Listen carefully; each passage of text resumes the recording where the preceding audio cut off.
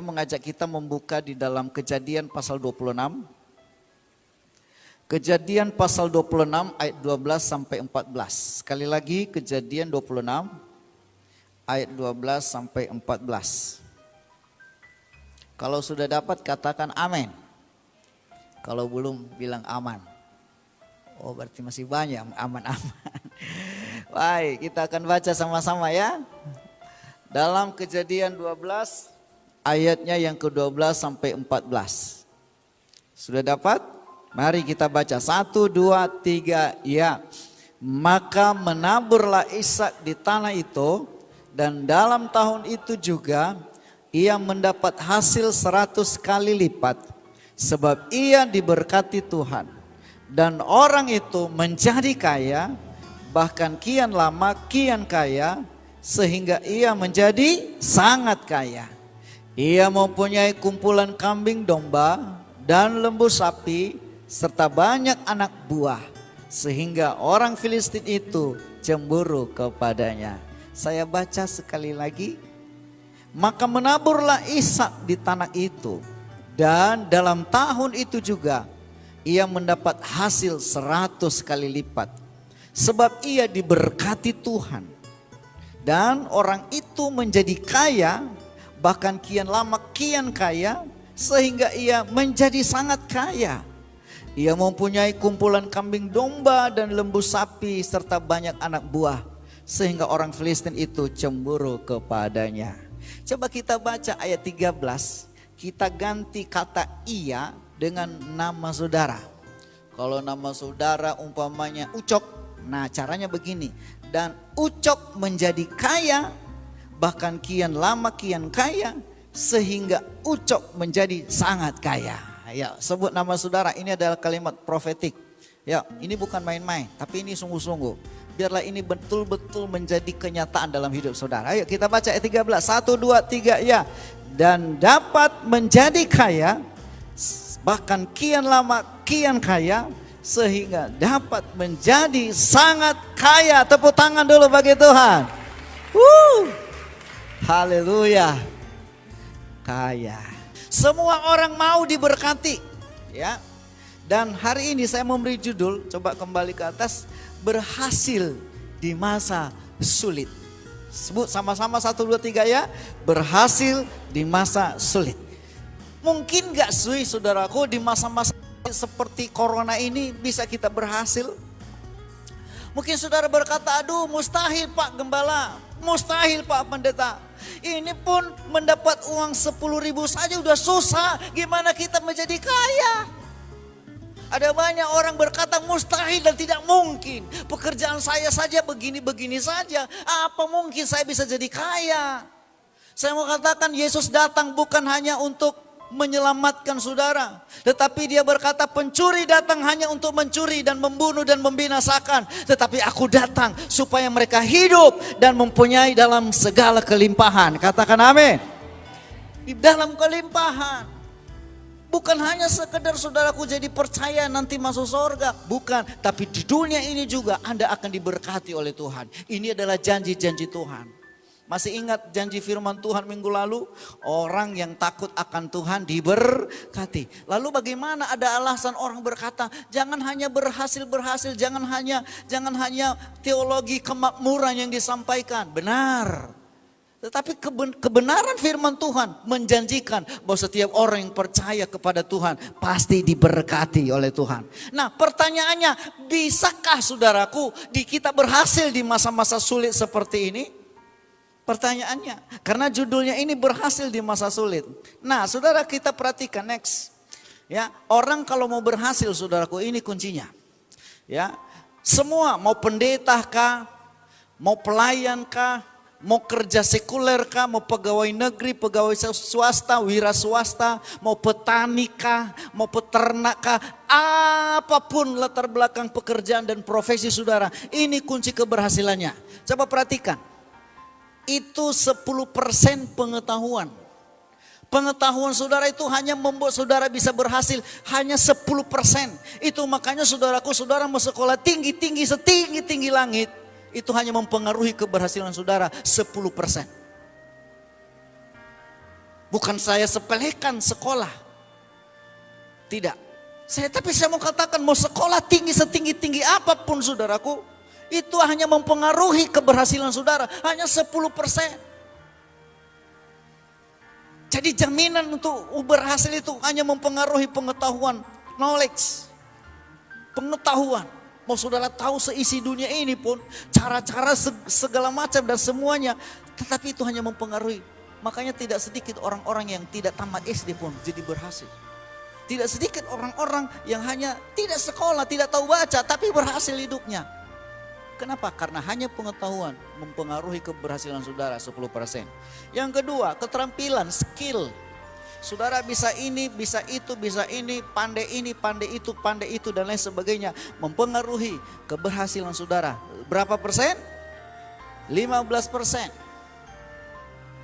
Sebanyak-banyaknya keterampilan saudara itu hanya mempengaruhi. Saudara mungkin bisa main musik, saudara mungkin bisa bertukang, saudara mungkin bisa bengkel, saudara bisa perbaiki elektronik, saudara bisa ini, bisa itu, dan lain sebagainya. Itu hanya mempengaruhi keberhasilan seseorang, hanya 15%. Tapi ada yang 25%, habit. Habit itu kebiasaan.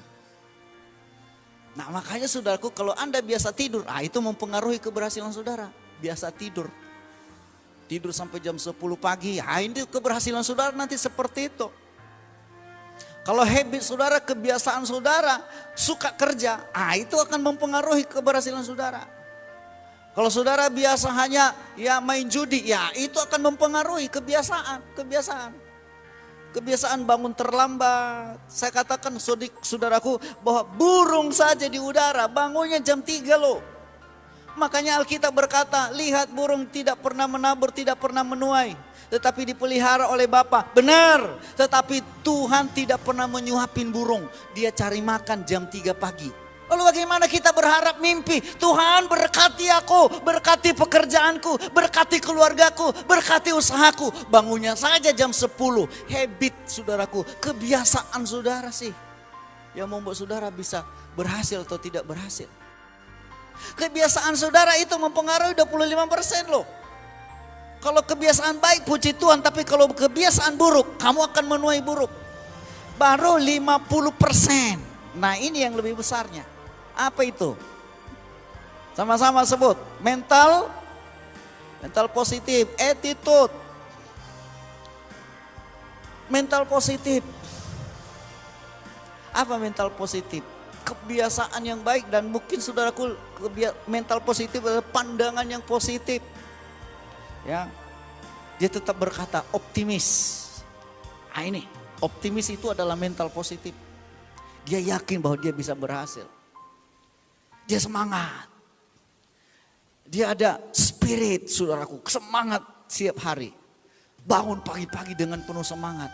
Tidak bangun, ayo bangun, ayo. Saudara masih, kalau ada di rumah saudara yang masih terus dibangunkan, itu jangan-jangan nanti sampai kakek nenek terus dibangunkan. Ya, itu makanya saudaraku mental positif. Bangun sebelum waktunya. Ya, kenapa? Karena keberhasilan ada di tangan saudara, bukan di tangan orang lain. Keberhasilan kita bukan karena nasib. Jangan percaya garis tangan. Saudara, kita berhasil bukan karena nasib, bukan karena takdir. Tetapi kita berhasil karena Tuhan yang pertama dan karena mental positif kita. Katakan amin. Tidak sedikit orang-orang yang punya semangat kerja. Mereka diberkati oleh Tuhan. Nah salah satunya, contohnya dulu saudara, di dalam Alkitab ini yang namanya Ishak. Kita baca dulu ayat 1. Sama-sama. Kejadian 26 ayat 1. Sama-sama. 1, 2, 3, iya.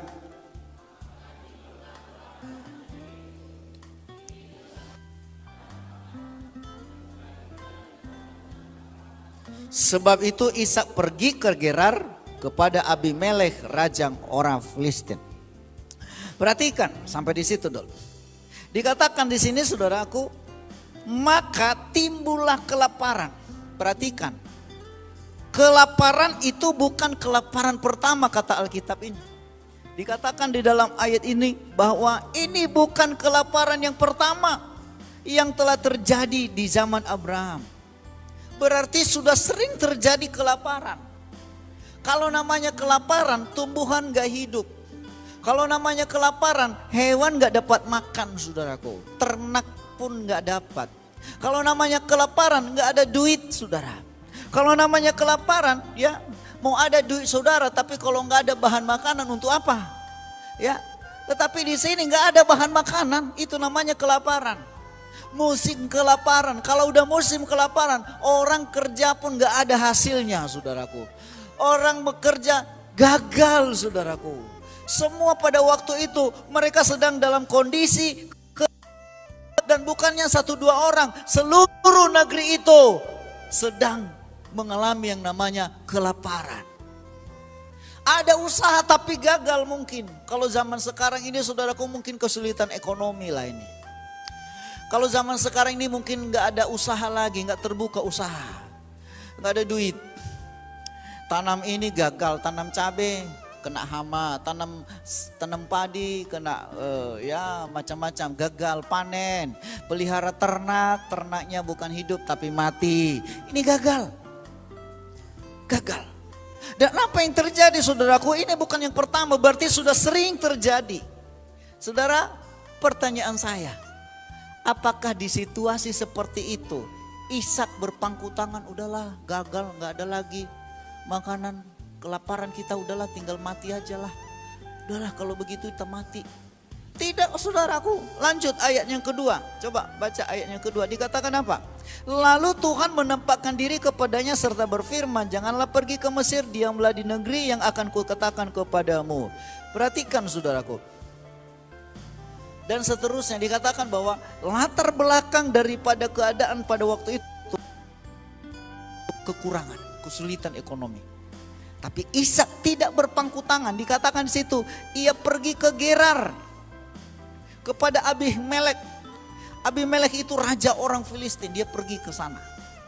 Tapi di tengah jalan ada suara Tuhan. Jangan lanjutkan perjalanan, jangan pergi ke Mesir. Kunci yang pertama saudara, next. Kunci yang pertama kenapa Ishak ini bisa berhasil di tengah kesulitan. Yang pertama adalah tidak mengandalkan manusia. Ayat yang kedua dikatakan lalu Tuhan menampakkan diri kepadanya serta berfirman, jangan pergi ke Mesir, diamlah di negeri yang akan kukatakan kepadamu. Mesir. Mesir itu saudaraku dalam Yesaya 31 ayat 1-3. Coba kita baca, buka. Yesaya 31 ayat 1-3. Yesaya 31, apa itu Mesir? Oke, kita baca ya ayat 1-3. Dikatakan begini, celaka orang-orang yang pergi ke Mesir. Nah ini dia, makanya dilarang Tuhan, jangan pergi ke Mesir. Celaka orang-orang yang pergi ke Mesir, minta pertolongan. Wah ini dia. Yang mengandalkan kuda-kuda, yang percaya kepada keretanya yang begitu banyak, dan kepada pasukan berkuda yang begitu besar jumlahnya. Tetapi tidak memandang kepada yang Maha Kudus Allah Israel, dan tidak mencari Tuhan. Ayat yang kedua. Akan tetapi dia yang bijaksana akan mendatangi malapetaka. Ulangi. Akan tetapi dia yang bijaksana akan mendatangkan malapetaka dan tidak menarik firman-Nya.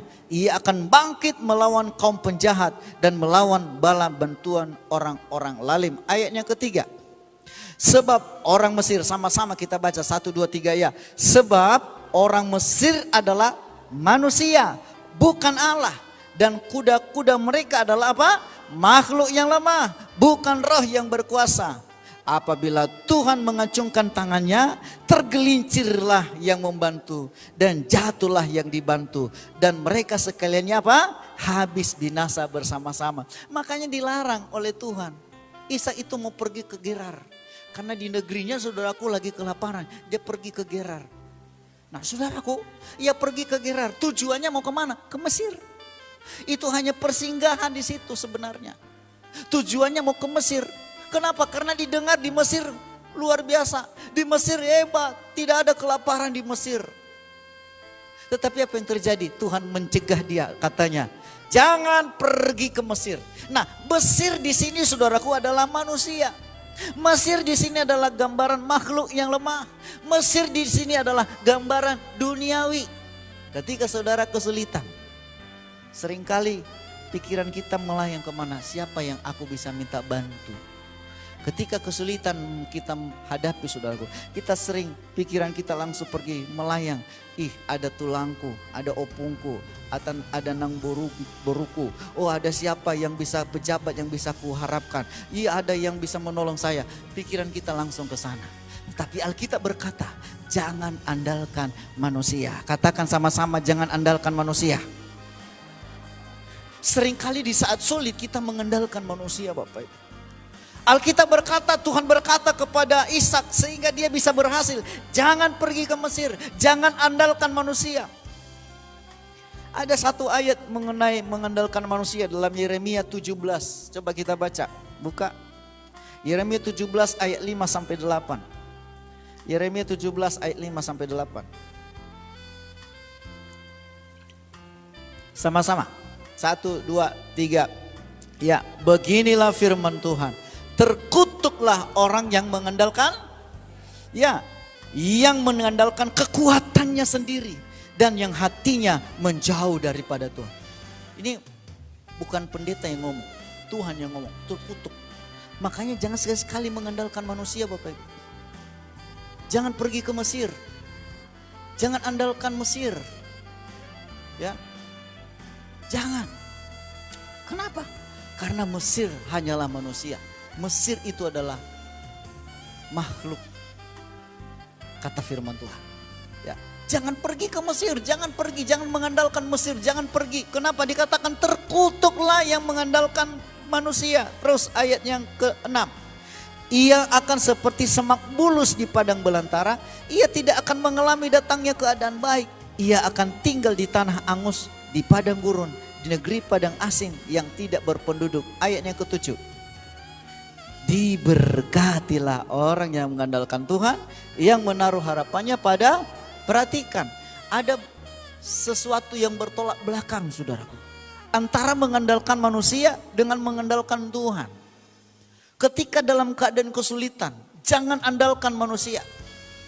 Ketika dalam keadaan susah, apalagi zaman masa-masa corona, masa-masa sulit, pandemi COVID-19 ini, jangan andalkan kekuatanmu. Alkitab berkata, terkutuklah orang yang mengandalkan kekuatannya.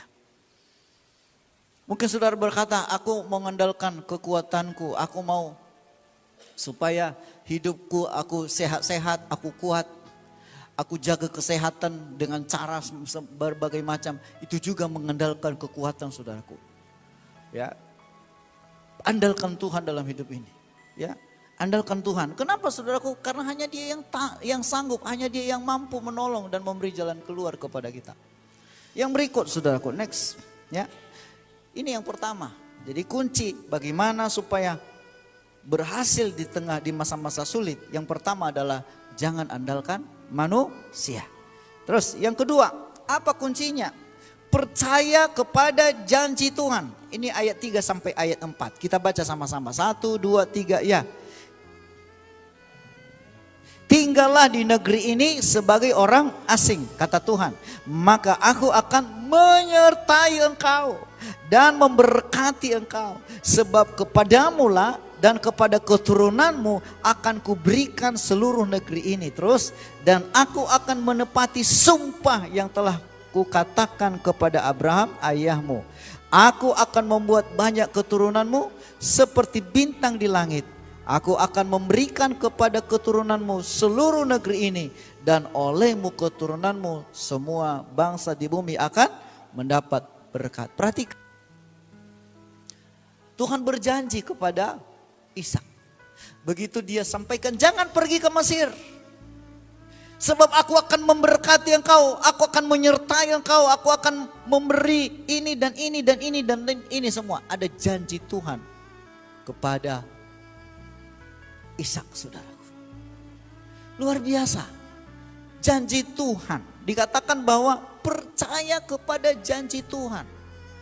Jangan percaya kepada iming-iming manusia. Jangan percaya kepada hal-hal yang lain. Tapi percaya kepada janji Tuhan. Alkitab berkata, jangan takut. Aku menyertai engkau. Percayalah itu. Jangan takut, aku memberkati engkau. Percayalah itu.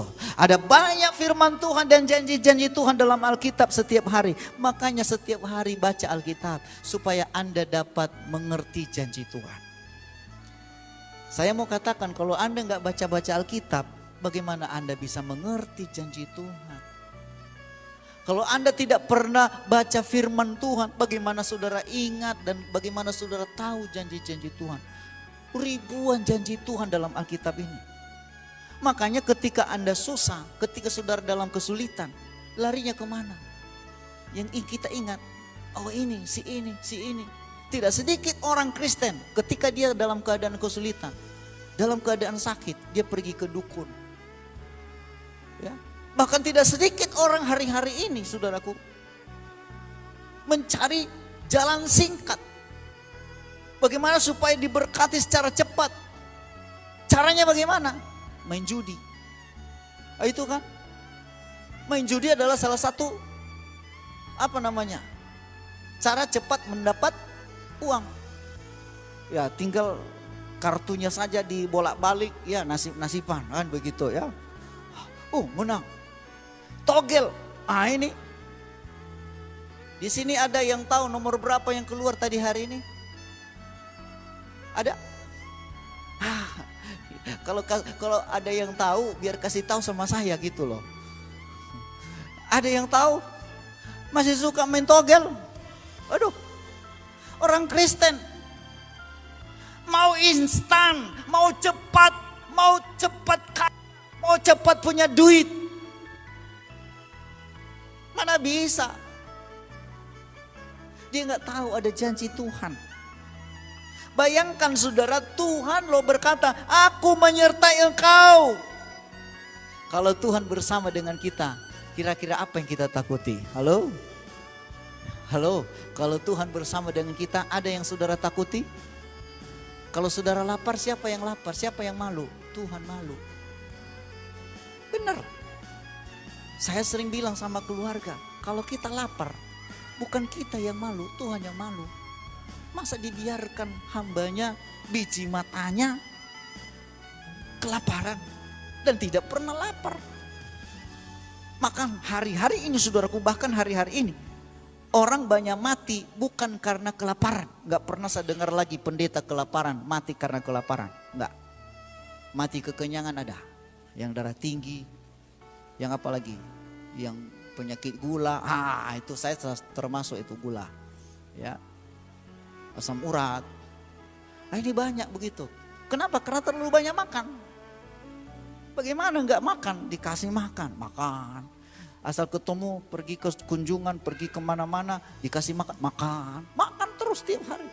Enggak pernah ada lagi kelaparan. Tuhan yang malu kalau kita kelaparan. Tetapi Alkitab berkata, percaya kepada janji-janjinya. Percaya kepada firman Tuhan. Tuhan tidak pernah biarkan. Makanya ingat terus janji-janji Tuhan. Firman Tuhan. Ada janji Tuhan. Next. Dalam Kejadian 39 ayat 2-3. Kita baca janjinya ini. Ada salah satu janji penyertaan Tuhan kepada Yusuf. Coba kita baca. Ayo semua. Anak-anak, orang tua, pemuda, remaja, kita baca sama-sama. 1, 2, 3, ya. Tetapi Tuhan menyertai Yusuf sehingga ia menjadi seorang yang selalu berhasil dalam pekerjaannya. Maka tinggallah ia di rumah tuannya, orang Mesir itu. Setelah dilihat oleh tuannya bahwa Yusuf disertai Tuhan dan bahwa Tuhan membuat berhasil segala sesuatu yang dikerjakannya. Saudara perhatikan. Yusuf disertai oleh Tuhan.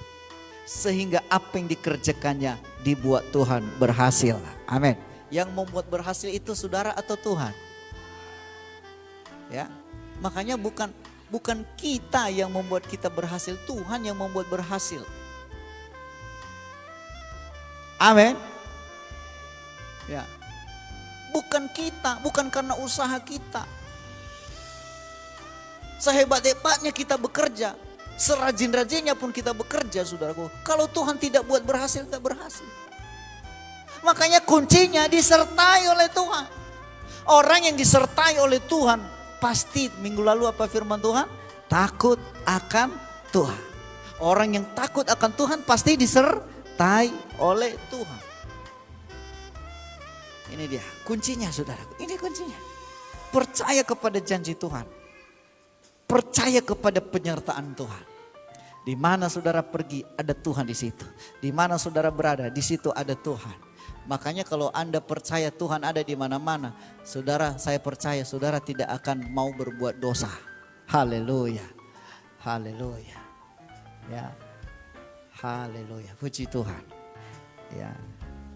Ini janji Tuhan. Yang ketiga. Kita baca sama-sama ayat yang ke-6. Ayo, ayat yang ke-6. Kita baca. 1, 2, 3, ya. Jadi tinggallah Ishak di Gerar. Ini singkat, pendek. Tinggallah Ishak di Gerar. Dia mentaati firman Tuhan. Ya, dia taat. Dia patuh terhadap firman Tuhan. Taat. Taat perintah Tuhan. Taat perintah Tuhan itu adalah salah satu kunci kita diberkati, Bapak. Ya. Begitu dilarang jangan pergi ke Mesir, dia tidak pergi. Dia tinggal di situ. Dia taat. Walaupun di masa-masa sulit, kita tahu di sana ada yang bisa memberi jalan keluar. Ada peluang bisnis di sana, tapi Tuhan bilang jangan teruskan. Taat adalah salah satu kunci diberkati oleh Tuhan. Kalau Anda tidak taat, maka jangan berharap. Ya. Taat itu dekat dengan mujizat. Kalau saudara mau melihat mujizat Tuhan terjadi dalam hidupmu, maka taati firman Tuhan. Apa itu taat? Dengar, lakukan. Dengar, lakukan. Dengar, lakukan. Jangan hanya dengar saja. Tapi Anda nggak pernah melakukannya. Amin. Ada banyak orang dengar firman Tuhan. Ya, semalam ada ibu yang berdoa. Ada banyak kami dengar firman Tuhan tuh. Ampuni kami, tapi kami tidak mau melakukannya. Ada banyak firman kita dengar. Banyak dengar, banyak dituntut. Bukan saja hanya memuaskan telinga, tetapi lakukan, itu namanya taat. Jangan tunda melakukannya, tunggu 1 tahun lagi lah Tuhan. Tunggu aku dulu nanti panen. Tunggu aku berhasil baru aku lakukan firman Tuhan. Jangan. Ya. Tidak pernah saudaraku Tuhan memberkati orang-orang yang tidak melakukan firman. Abraham ada salah satu contoh. Dalam Kejadian 22 ayat 2 ayat 9 sampai 14 bagaimana ia diuji menyerahkan anaknya. Apa yang terjadi? Dia melakukannya. Nah ini, ambillah anakmu yang tunggal itu yang kau kasihi, yakni Ishak yang kita bicarakan tadi. Pergi ke tanah Moria, persembahkanlah dia ke sana sebagai korban bakaran. Pada salah satu gunung yang akan kukatakan kepadamu. Gunung itu sekarang itulah namanya Gunung Moria. Itulah Yerusalem. Itulah tempat di mana dibangun bait Allah. Itu namanya Gunung Moria. Nah saudaraku, ya, apa yang terjadi? Ayat 9. Sampailah mereka ke tempat yang dikatakan Allah kepadanya. Lalu Abraham mendirikan mezbah di situ. Disusunnya kayu, diikatnya Ishak anaknya itu. Diletakkannya di mezbah itu di atas kayu api. Terus sesudah itu Abraham mengulurkan tangannya. Kira-kira begini. Lalu mengambil pisau untuk apa? Menyembelih anaknya. Lalu ayat selanjutnya. Tetapi berserulah malaikat Tuhan dari langit kepadanya. Abraham, Abraham, sahutnya, iya Tuhan. Lalu ia berfirman, jangan bunuh anak itu dan jangan kau apa-apakan dia. Sebab telah ku ketahui sekarang bahwa apa? Engkau nah ini dia, takut akan Allah. Firman Tuhan minggu lalu, takut akan Tuhan. Orang yang takut akan Tuhan pasti taat kepada firman Tuhan. Ya. Abraham taat kepada Tuhan karena dia takut kepada Tuhan. Dan itu yang sering Tuhan uji. Apakah takut akan Tuhan enggak orang ini? Tuhan percayakan kepada kita 10 juta. Kira-kira kalau saudara dapat 10 juta, yang saudara lakukan pertama kali apa?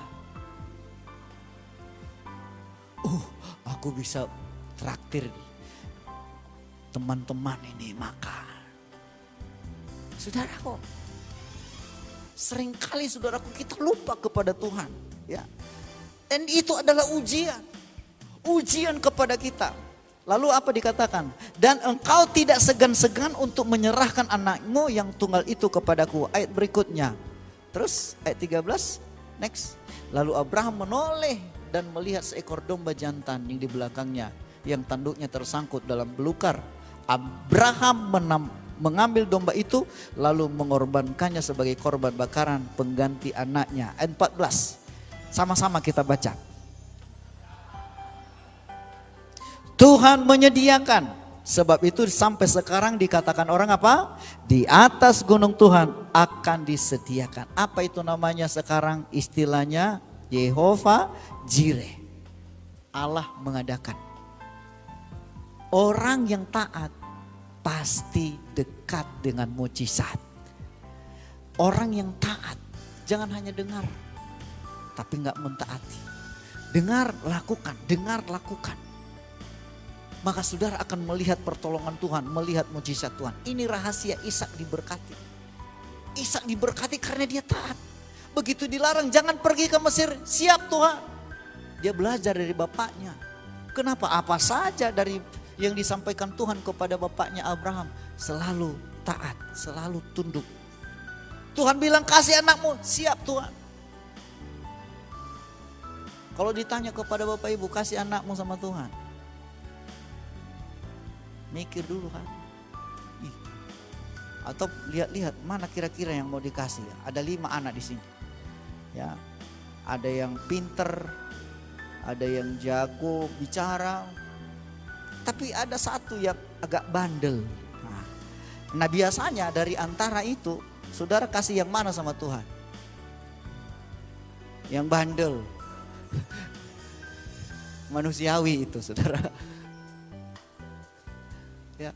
Makanya saudaraku kalau diminta Tuhan kasih sama Tuhan kasih. Kenapa? Karena dikejar terus sama Tuhan loh. Sampai dikasih. Ya. Anak saudara diminta untuk melayani. Anak saudara diminta untuk jadi hamba Tuhan. Jadi sekolah Alkitab. Diminta oleh Tuhan. Kalau Tuhan mau. Tapi kita gak mau. Nah sama seperti Yunus. Tuhan bilang pergi ke Niniwe. Dia lari. Ngapain ke Niniwe? Ini aku mau lari lah nanti. Gimana cara ngomong ke Niniwe? Aku mau pergi ke Yafo lah. Dia pergi ke tempat lain. Dan akhirnya apa yang terjadi? Dia dikirim seekor ikan besar. Kemudian dibuang ke dalam laut. Dan itu bukan kebetulan. Lalu dimakan oleh ikan.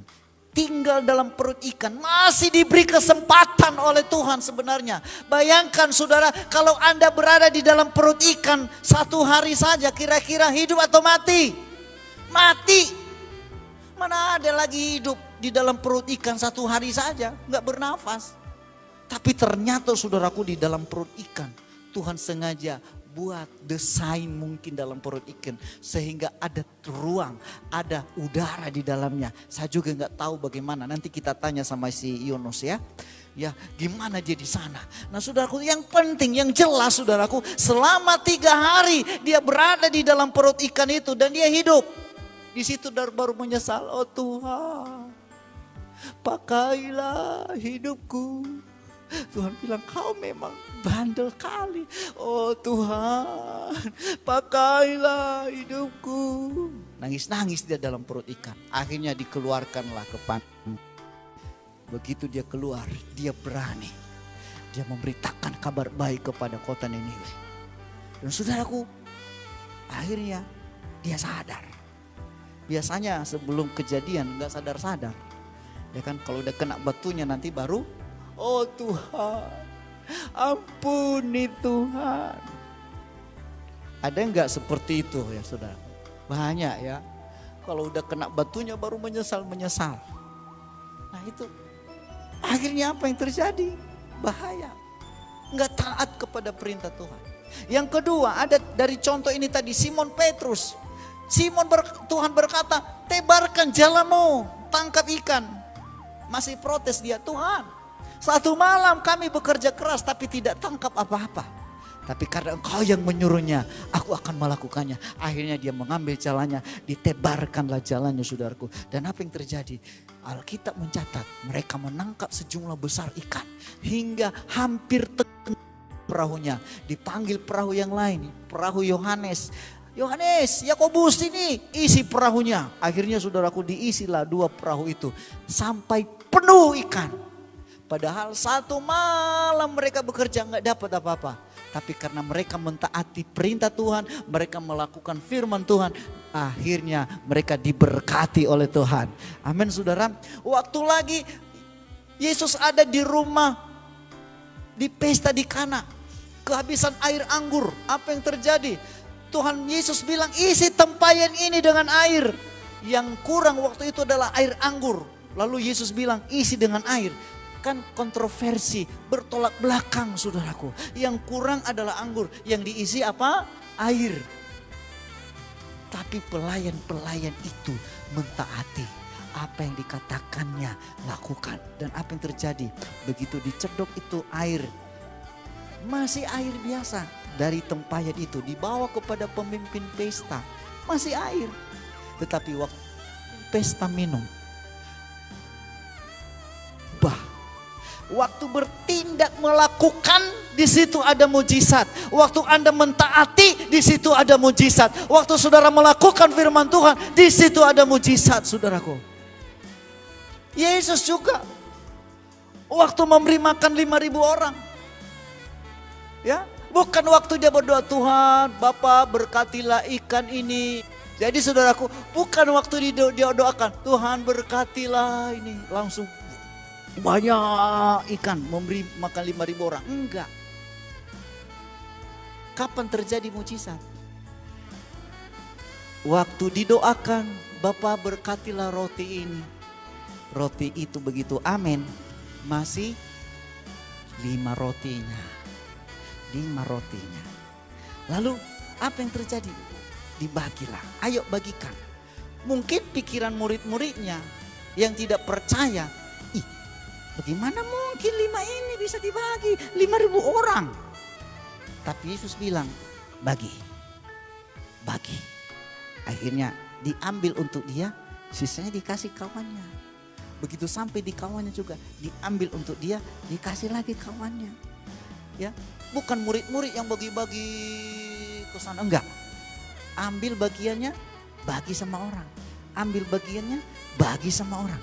Maka semua itu dapat makan dari 5 roti dibagi kepada 5.000 orang. Kenyang sampai lebih lagi. Berapa lebihnya? Saudara, saya mau katakan, kalau Anda mentaati firman Tuhan, maka bukan saja hanya cukup, tetapi berkelimpahan. Katakan amin. Makanya kuncinya apa? Taat kepada firman Tuhan. Sama seperti Ishak tadi. Tuhan bilang jangan ke Mesir. Siap Tuhan, saya tidak ke Mesir. Ia tinggal di Gerar. Kalau Tuhan katakan jangan usaha itu, jangan. Siap Tuhan, aku akan usaha yang lain. Kalau Tuhan bilang jangan kerjakan itu, jangan kerjakan itu. Ada usaha yang Tuhan akan sediakan yang lebih baik daripada itu. Katakan amin. Saya akan melihat nanti suatu saat semua jemaat ini akan diberkati oleh Tuhan. Kalau Anda taat kepada firman Tuhan. Ya, next, yang keempat. Apa kunci berhasil di masa sulit? Yang keempat, sama-sama kita baca ayat 12. Maka 1, 2, 3, ya. Maka menaburlah Ishak di tanah itu. Terus. Ayo semua, ya 1, 2, 3. Maka menaburlah Ishak di tanah itu. Dan dalam tahun itu juga ia mendapat hasil 100 kali lipat. Sebab ia diberkati. Sampai di situ dulu, perhatikan. Menabur. Apa itu menabur? Kerja. Kelaparan, musim kering. Tapi Tuhan dibilang Ishak. Ishak yang bertindak, ia menabur. Urusan Ishak apa? Menabur. Urusan Tuhan memberkati. Amin. Pekerjaan kita apa? Menabur. Urusan membuat berhasil itu Tuhan. Urusan kita apa? Kerja. Makanya orang yang tidak kerja jangan kasih makan. Alkitab loh yang mengatakan. Jangan kasih makan orang yang tidak mau kerja.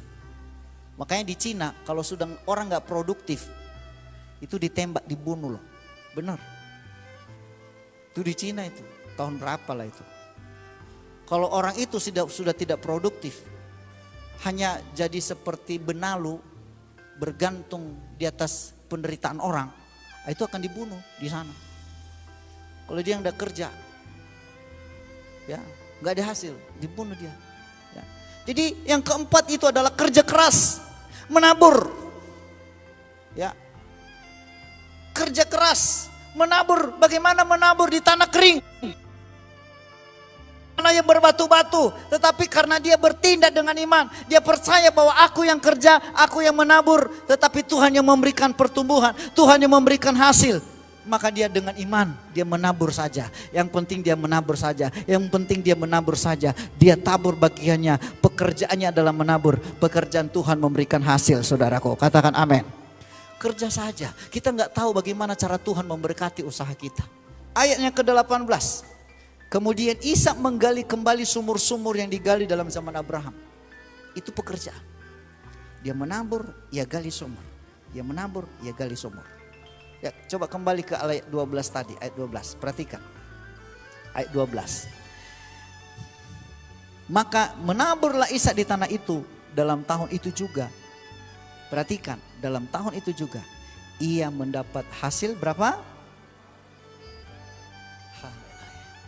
Padahal musim kelaparan. Tanam apapun gak akan berhasil pada waktu itu. Secara logika di waktu itu tidak akan berhasil. Kenapa? Semua orang lagi musim kelaparan. Tetapi dia menabur. Dia tabur saja. Dan apa yang terjadi? Ia mendapat hasil 100 kali lipat. Kalau 100 kali lipat itu berapa lah itu? Kalau biasanya gaji kita 1 bulan 2 juta UMR lah itu ya, 2 juta. Kalau kali 100 berapa? 200 juta. Dalam tahun itu dapat 100 kali lipat hasil. Saudara mau 100 kali lipat? Ah nggak usah 100 om, terlalu besar. Berapa kali lipat coba? 2 kali lipat aja pun udah luar biasa itu om. Kalau lah itu 100 kali lipat. Gak usahlah 100 kali lipat, terlalu besar. 2 kali lipat aja. Ya, biasanya seminggu 1 juta. Kalau 2 kali lipat berarti dapat 2 juta 1 minggu. Wah luar biasa loh. Ini 100 kali lipat loh diberkati oleh Tuhan. Kenapa? Karena dia bekerja. Bagian Tuhan memberkati itu. Makanya saudaraku kerjakan saja bagian kita, maka Tuhan akan memberkati. Sekali lagi ingat baik-baik, bagian kita apa? Bagian Tuhan apa? Memberi hasil, memberkati. Itu bagian Tuhan, bukan bagian kita itu. Makanya ada orang saudaraku capek-capek dia kerja, oh banting tulang dia. Tapi nggak ada hasil, karena dia tidak takut akan Tuhan. Oke, hasilnya apa? Kita lihat next. Setelah kerja keras, ada satu ayat lagi dalam Pengkhotbah 9 ayat 10. 1, 2, 3 ya. Segala sesuatu yang dijumpai tanganmu. Makanya kalau kerja jangan setengah-setengah. Kerja sekuat tenaga. Kerja sekuat tenaga. Kerjakan apa? Fokus saja di situ. Ya. Kalau saudara sebagai petani, kerjakan sekuat tenaga. Tanam, rawat dia, bersihkan, kasih pupuk. Ya, urusan kita, pekerjaan kita hanya nanam, berusaha sekuat tenaga. Ya, sekuat tenaga. Apa ya hasilnya? Coba kita lihat hasilnya. Hasilnya apa? Yang pertama, mendapat hasil 100 kali lipat. Yang kedua, menjadi kaya, kian kaya dan sangat kaya. Ini. Sampai yang ketiga, orang lain menjadi cemburu. Wajar loh. Kalau Anda diberkati, banyak orang gak suka. Saudara diberkati, banyak orang gak suka. Benar. Ada orang iri, ada orang cemburu, ya. Pasti itu dengan sendirinya. Kalau saudara diberkati, pasti banyak orang nggak suka dengan saudara. Kalau susah juga, banyak juga orang nggak berteman. Ya, Alkitab mengatakan kok, ya sedikit orang yang susah hidupnya. Teman orang kaya itu banyak. Kenapa? Karena motivasinya mudah-mudahan kayanya dibagi-bagi. Tapi Alkitab berkata, kalau Anda menjadi orang kaya, orang-orang lain akan cemburu kepada saudara. Ya, pasti itu dengan sendirinya. Tetapi hasilnya 100 kali lipat dan menjadi kaya dan kian kaya dan sangat kaya. Kalau saudara baca lagi di ayat yang lain dikatakan Ishak mengumpulkan emas seperti batu. Kumpulin batu, itulah emasnya. Banyak hartanya. Padahal di mana hidup? Tinggal di daerah-daerah yang sulit, di tanah-tanah yang berbatu-batu, di tempat yang terjadi kesulitan-kesulitan. Di mana tempatnya? Di daerah-daerah yang tandus, sampai terjadi kelaparan. Masa-masa sulit seperti ini saudaraku, mungkin saudara berkata, mana mungkin lagi ada hasil kalau kita berada di masa corona ini. Enggak mungkin lah.